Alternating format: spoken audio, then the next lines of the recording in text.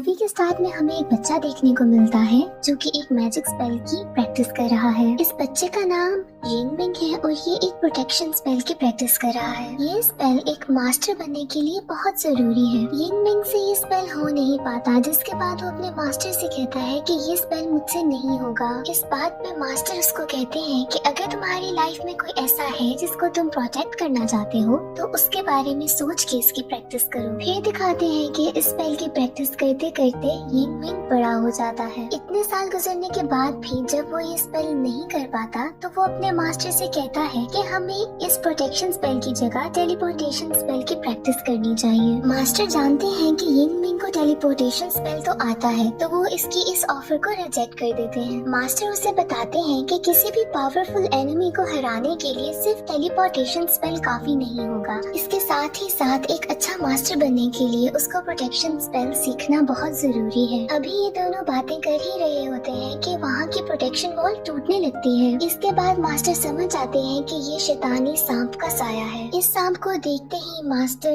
यिंगमिंग को किसी दूसरी डायमेंशन में ट्रांसपोर्ट कर देते हैं और इसके बाद अपने 3 गार्डियन स्पिरिट्स को बुलाते हैं। ये तीनों गार्डियन स्पिरिट्स यहाँ मास्टर की हेल्प करने के लिए आते हैं। यहाँ 2 गार्डियन स्पिरिट्स उस प्रोटेक्टिव वॉल को बचाने की कोशिश करते हैं और एक गार्डियन स्पिरिट मास्टर को प्रोटेक्ट करती है, पर इन 3 गार्डियन स्पिरिट्स की हेल्प का कोई फायदा नहीं होता और प्रोटेक्टिव वॉल टूट जाती है। इतने में वहाँ पर यिंगमिंग बाकी स्टूडेंट्स को लेकर पहुँच जाता है। वो सांप इन सब पे हमला करने ही वाला होता है कि मास्टर जी सब स्टूडेंट्स को कहते हैं कि वो प्रोटेक्शन स्पेल यूज करें। जहाँ बाकी स्टूडेंट्स प्रोटेक्टिव स्पेल इस्तेमाल करने लगते हैं, यिंगमिंग मास्टर की बात नहीं सुनता और टेलीपोर्टेशन स्पेल यूज करने लगता है। यहाँ सांप यिंगमिंग पे अपना जहरीला अटैक करने ही लगता है। मास्टर यिंगमिंग के सामने आके उसको बचा लेते हैं। यहीं दूसरी तरफ मास्टर का एक गार्डियन स्पिरिट खुद को सैक्रिफाइस करके सांप को मार देता है। अब यिंगमिंग अपने मास्टर की डेथ से बहुत परेशान है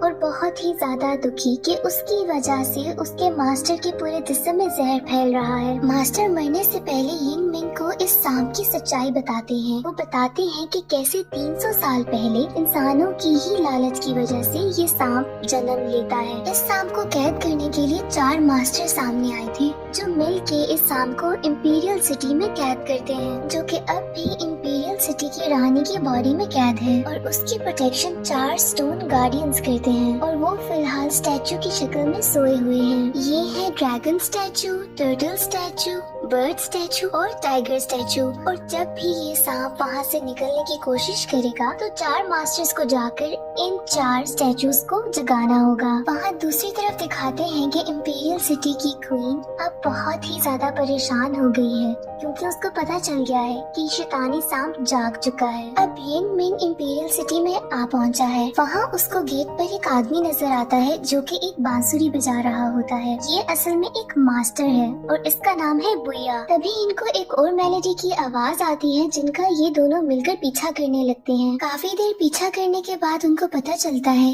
कि ये मेलोडी बेसिकली एक डीमन यानी कि शैतान बजा रहा है। बुया उससे पूछता है कि तुम्हारी हिम्मत कैसे हुई ये बांसुरी चुराने की, क्योंकि ये बांसुरी हमारे राजा की है। यहाँ ये डीमन इनको बताता है कि जब उसकी दोस्त जिंदा थी तो वो महल में गाने गाया करती थी और वो अक्सर इसी धुन को बजाया करती थी। मुझे बस उसकी याद में ये धुन सुननी थी। बुया को शैतानों से सख्त नफरत थी। यहाँ पर वो शैतान को मारने ही वाला होता है कि यिंगमिंग उसको बचा लेता है। यहाँ यिंगमिंग बुया को बताता है कि ये एक डीमन तो जरूर है पर इतना भी कोई बुरा नहीं कि तुम उसको मार दो। बुया यिंगमिंग से कहता है कि ये एक शैतान है और बहुत बुरा है, इसको अच्छाई और प्यार के बारे में क्या पता। यिंगमिंग कहता है कि क्यों नहीं, इसको क्यों नहीं पता होगा। इन्हीं बातों की वजह से यिंगमिंग और बुया में लड़ाई हो जाती है। लड़ाई में यिंगमिंग उसको हरा देता है, जिसके बाद बुया वहाँ से चला जाता है।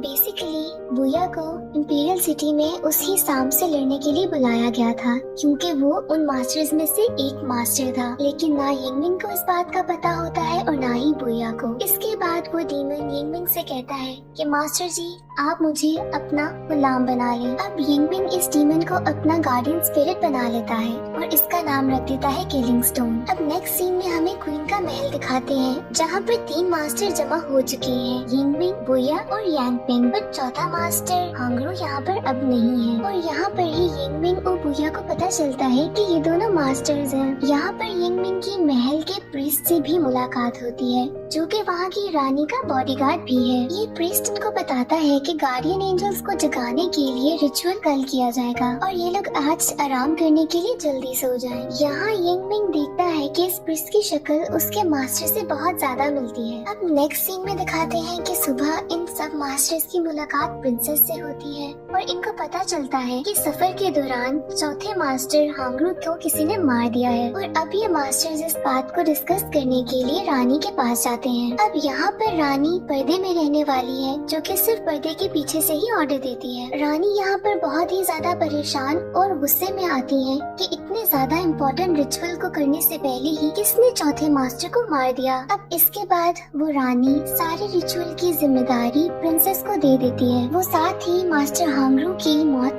की इन्वेस्टिगेशन करने का ऑर्डर देती है और अपने महल के प्रीस्ट को कहती है कि वो फोर्थ मास्टर बन जाए। अब इसके बाद वो चारों मास्टर्स रिचुअल स्टार्ट कर देते हैं जिसके दौरान ही प्रिंसेस के ऊपर कोई डीमन अटैक करता है। यहाँ पर यिंगमिंग प्रिंसेस को बचा लेता है और बुया उस डीमन की स्पिरिट से रिचुअल को कंप्लीट कर देता है। इसके बाद चारों गार्ड सोन्स जागने के लिए तैयार थे। अब यहाँ पर अचानक से आसमान का रंग बदलने लगता है। इस मौसम के बदलाव से यिंगमिंग और बुया समझ आते हैं कि किसी डीमन ने उन पे फिर से अटैक किया है। इसके बाद ये दोनों प्रिंसेस के रूम की तरफ भागते हैं जहाँ पे वो लोग जाके देखते हैं कि प्रीस्ट मास्टर योंग ही से लड़ रहा है। प्रीस्ट का कहना था कि मास्टर लोंग ही क्वीन को मारना चाहते हैं पर लोंग ही इस बात पे इनकार कर देती है। इसके बाद इन चारों की लड़ाई शुरू हो जाती है। इस लड़ाई के दौरान लोंग ही ये डीमन के हाथों मारी जाती है और मरने से पहले लोंग ही यिंगमिंग को रानी के बारे में कुछ बताती है पर ये बात अच्छी तरीके से यिंगमिंग नहीं सुन पाता। अब अगली सुबह बुया और यिंगमिंग मिलते हैं जहाँ बुया उसको बताता है कि उससे प्रीस्ट पर शक है लेकिन यिंगमिंग का कहना कुछ और है। वो बताता है कि उसको उल्टा रानी पर ही शक है। यहाँ ये दोनों एक दूसरे के अगेंस्ट होकर ही अपनी अपनी इन्वेस्टिगेशन शुरू कर देते हैं। अब यिंगमिंग अपने रूम में जाता है तो देखता है कि प्रिंसेस उसकी सॉर्ड को चुराने की कोशिश कर रही है। ये वो सॉर्ड है जो कि मास्टर ने यिंगमिंग को दी थी और इसी सॉर्ड से उस सांप को मारा जा सकता था। यहाँ यिंगमिंग प्रिंसेस से पूछता है कि वो उसकी सॉर्ड को क्यों चुरा रही थी पर इससे पहले कि प्रिंसेस यिंगमिंग को कुछ बताती वहाँ हेयर डीमन आकर प्रिंसेस पे हमला कर देती है। यहाँ ये हेयर डीमन यिंगमिंग को बताती है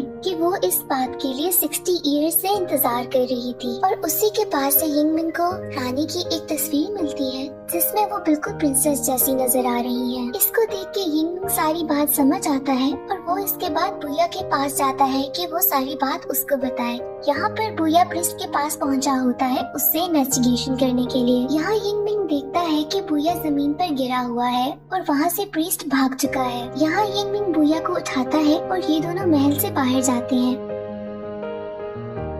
वहाँ पर उनको प्रिंसेस और प्रीस्ट दोनों मिलते हैं। बुया प्रिंसेस से पूछता है कि उसने और प्रीस्ट ने रानी को धोखा क्यों दिया। यहाँ पर यिंगमिंग उसको बताता है कि ये प्रिंसेस नहीं बल्कि रानी ही है, यानी कि प्रिंसेस ही रानी है और रानी ही प्रिंसेस है और जिसको उन्होंने पर्दे में देखा था वो रानी नहीं बल्कि रानी का स्टैचू था जिसको प्रीस्ट कंट्रोल कर रहा था। आखिर ये सब कुछ चल क्या रहा है? तो बात दरअसल ये है कि जब उस सांप ने इंपीरियल सिटी पे हमला किया था तो उन 4 मास्टर्स ने सांप को हरा दिया था जिसके बाद रानी यानी कि प्रिंसेस यांगपिंग ने उस सांप को अपनी बॉडी में कैद कर लिया था जिसके बाद वो इमॉर्टल हो गई और उसके बाद से उनकी उम्र नहीं बदली। अब रानी को उस सांप को अपने अंदर कैद करने के लिए खुद को भी इंपीरियल सिटी में कैद करना था और वो कभी भी अपने महल से बाहर नहीं जा सकती थी। तो अब इतने सालों से महल में रह रहकर प्रिंसेस को नाउमीदी सी होने लगी थी और वो बहुत ही ज्यादा उदास हो गई थी। इसके बाद महल में आते हैं यिंगमिंग के मास्टर जिनके आने की वजह से प्रिंसेस का दिल बहल गया बट वो वहाँ पर हमेशा के लिए नहीं रह सकते थे और उनको वहाँ से जाना पड़ता है।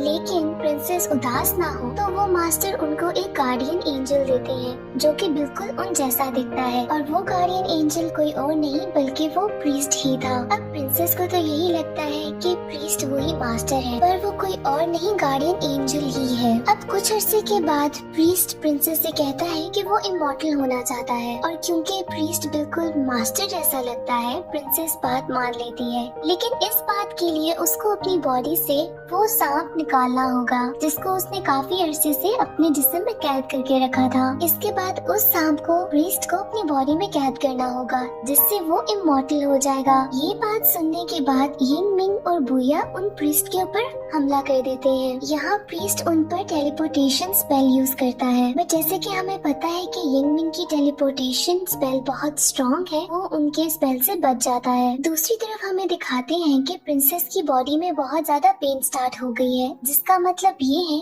कि वो सांप उनकी बॉडी से निकलने वाला है। अब सांप के निकलते ही प्रिंसेस मॉर्टल हो गई है। इसके बाद वो सांप प्रीस्ट की बॉडी में चला जाता है, जिससे वो प्रीस्ट अब इमॉर्टल हो चुका है। देखते ही देखते प्रीस्ट एक बड़े जहरीले सांप में बदल जाता है और वो अब इंपीरियल सिटी को तबाह करने लगा है। इसके साथ ही साथ वो 4 गार्डियन स्टोन्स एक्टिवेट हो गए हैं, जिसके बाद वो अब पूरी इंपीरियल सिटी के बाहर एक प्रोटेक्टिव लेयर बनाने लगे हैं ताकि वो स्नेक वहाँ से बाहर ना निकल सके। पर यहाँ पर एक गार्डियन स्टोन एक्टिवेट नहीं होता जो कि एक बर्ड है। अब ये बर्ड इसलिए एक्टिवेट नहीं हुआ था क्योंकि रिचुअल के दौरान प्रीस्ट ने जानबूझ के उसको एक्टिवेट नहीं किया था। अब इसके बाद यिंग मिंग अपने 3 गार्डियन स्पिरिट्स को बुलाता है ताकि वो उनकी मदद कर सके। अब इनमें से एक गार्डियन स्पिरिट तो यिंग मिंग के सामने एक प्रोटेक्टिव वॉल बनाता है ताकि यिंग मिंग को कुछ ना हो, और बाकी 2 उस सांप से लड़ने लगते हैं। अब यहाँ पर हमें बहुत ही ज्यादा हैवी फाइट देखने को मिलती है। जब सिचुएशन बहुत ही ज्यादा आउट ऑफ कंट्रोल होने लगती है तो यहाँ पर प्रीस्ट खुद सामने आता है ताकि वो खुद लड़ सके। यहाँ पर प्रीस्ट उन गार्डियन स्पिरिट्स को मार देता है। यहाँ पर बुया को डर होता है कि ये सांप कहीं इंपीरियल सिटी से बाहर ना निकल जाए। यहाँ पर दिखाते हैं कि वो प्रोटेक्टिव वॉल कंप्लीट हो चुकी है जिसने पूरी इंपीरियल सिटी को कवर कर लिया है। यहाँ पर बुया किसी न किसी तरीके से अपनी बॉडी से उस बर्ड स्टैचू को जगा लेता है और अब वो खुद वो बर्ड बन चुका है। जिसके बाद वो प्रीस्ट के पास जाता है और उनसे लड़ता है। अब यहाँ पर इन दोनों के बीच में एक जबरदस्त लड़ाई होती है। दूसरी तरफ यिंग मिंग प्रिंसेस के पास जाता है और उसको सब कुछ सच बता देता है कि कैसे ये वो मास्टर नहीं है बल्कि वो प्रीस्ट सिर्फ एक गार्डियन एंजल है। इसके बाद यिंग मिंग अपनी पावर से प्रिंसेस को आखिरी दफा अपने मास्टर से मिलवाता है। यहाँ वो मास्टर प्रिंसेस को सब कुछ सच बताता है और बताता है कि कैसे उसने गलत किया, और साथ ही वो एशेज में बदलने लग जाता है। इसके बाद प्रिंसेस समझ आती है कि अब वो मास्टर इस दुनिया में नहीं रहे। इसके बाद यिंग मिंग और प्रिंसेस दोबारा इंपीरियल सिटी में आ जाते हैं जहाँ पर अभी तक बुया और प्रीस्ट की लड़ाई चल रही है। यहाँ यिंग मिंग बुया को बताता है कि ये सांप सिर्फ उसी सॉर्ड से मर सकता है जो कि उसके मास्टर ने उसको दी थी। यहाँ बुया वो सॉर्ड निकालता है, पर इससे पहले कि वो उस प्रीस्ट को मारता, वो प्रीस्ट बुया के हाथ से सॉर्ड गिरा देता है। अब ये तलवार प्रिंसेस उठा लेती है और वो उस प्रीस्ट को धमकी देती है कि अगर उसने ये सब कुछ बंद ना किया तो वो खुद को मार देगी। इसके साथ ही वो सॉर्ड से अपना गला काट देती है और खुद को मार देती है। ये देखते ही प्रीस्ट बहुत ही ज्यादा टूट जाता है क्योंकि वो काफी अरसे से प्रिंसेस के साथ था और ये दोनों बहुत क्लोज हो चुके थे। अब इस बात का फायदा उठाते हुए बुया इस प्रीस्ट पे हमला करता है। यहाँ पर सांप के साथ साथ प्रीस्ट दोनों मर जाते हैं और इस तरह से प्रोटेक्शन वॉल खत्म होने लग जाती है और इसके साथ ही यहाँ पर मूवी भी एंड हो जाती है।